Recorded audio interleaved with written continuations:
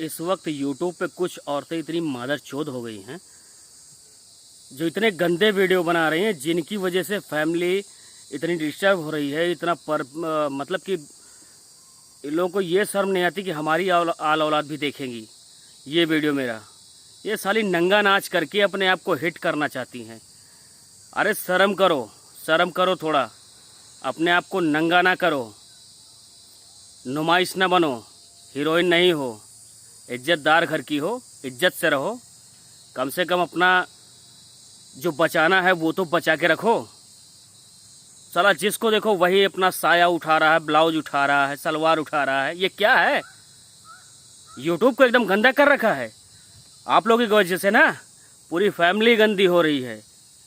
सबके बच्चे देख रहे हैं, वो भी गंदे ऐसे काम कर रहे हैं।